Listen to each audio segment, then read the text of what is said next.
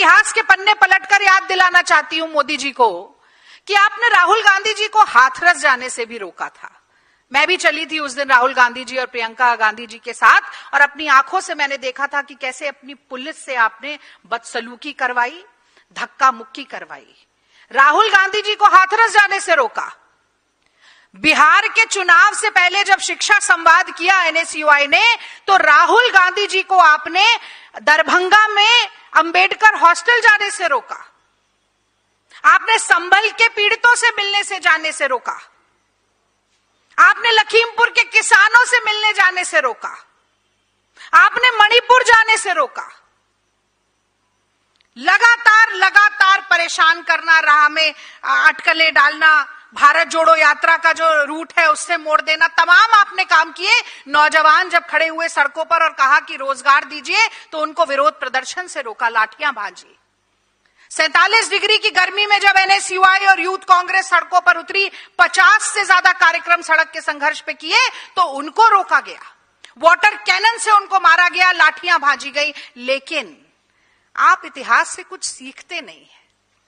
जब जब आपने राहुल गांधी को रोकने की कोशिश की, जब जब आपने कांग्रेस के बब्बर शेरों को रोकने की कोशिश की, तो आपने हमेशा मुंह की खाई है। वो भट्टा पर सॉल हो, वो किसानों के 3 काले कानून हो, वो मणिपुर में राहुल गांधी जी का जाना हो, या भारत जोड़ो यात्रा के तहत कश्मीर और कन्याकुमारी को मोहब्बत के फेविकोल से जोड़ने की कवायद हो, राहुल गांधी जी के इरादों के फौलाद को, एनएसयूआई यूथ कांग्रेस के सड़क के संघर्ष को ना आप तोड़ पाए हैं, ना आप रौंद पाए हैं। और मैं 2-4 बातें और यहां पर रखना चाहती हूं। देश के नेता प्रतिपक्ष होने की जिम्मेदारी राहुल गांधी जी ने बखूबी निभाई। भारत में जो यूथ बल्ज है, जो नौजवान हैं, उनके दुख दर्द के साथी बने।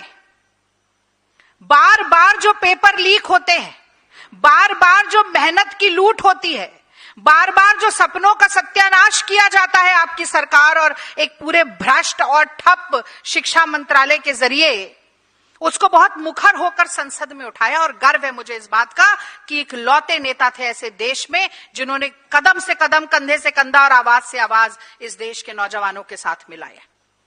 सोशल मीडिया के माध्यम से लगातार जो एनटीए बैन की मांग कर रहे हैं छात्र, लगातार जो शिक्षा मंत्री धर्मेंद्र प्रधान के इस्तीफे की मांग कर रहे हैं छात्र, उनकी आवाज को एम्पलीफाई करने का काम किया, बुलंद करने का काम किया तमाम सोशल मीडिया के प्लेटफॉर्म्स पर।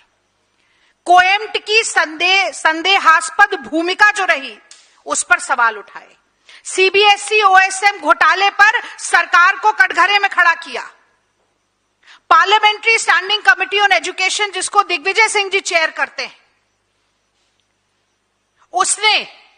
उस कमिटी ने मौका दिया कि सार्थक सिद्धांत वहां पर आए, जो कि विसिल ब्लोअर थे इस पूरे प्रकरण के, एक 17 साल का होनहार जागरूक लड़का, उसको प्रेजेंटेशन करने का मौका दिया।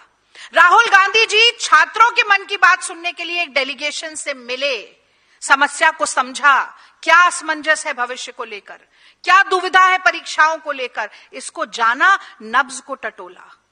अब मैं जानना चाहती हूं, शिक्षा मंत्री धर्मेंद्र प्रधान ने मुंह छिपाने के अलावा इस पूरे प्रकरण में क्या किया? मैं जानना चाहती हूं कि अपने मुंह पर ताला लगाने के अलावा नरेंद्र मोदी ने क्या किया? एनएसयूआई यूथ कांग्रेस ने 50 बड़े संघर्ष किए, सड़क के संघर्ष किए। विद्यार्थी परिषद और भारतीय जनता पार्टी के युवा मोर्चे ने क्या किया? और शर्म तो इस बात पे आनी चाहिए आज विद्यार्थी परिषद के हर सदस्य को भी कि धर्मेंद्र प्रधान खुद भी विद्यार्थी परिषद से आते हैं। और जब नेता ऐसा हो तो उसके कार्यकर्ता, उसके फॉलोअर्स कैसे होंगे? जिस समुदाय का प्रतिनिधित्व करते हैं, उस समुदाय के साथ आपने क्या किया, मैं जानना चाहती हूं। पर सवालों के जवाब देना तो आपकी तासीर में है ही नहीं, तो मैं ही बताती हूं।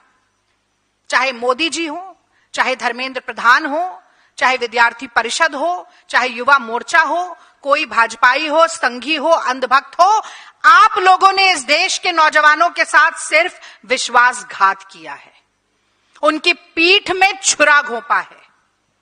उनके सपनों को चूर चूर किया है, उनकी हर उम्मीद, उनकी हर आशा, उनकी हर महत्वाकांक्षा, उनकी हर इच्छा को तार तार किया है।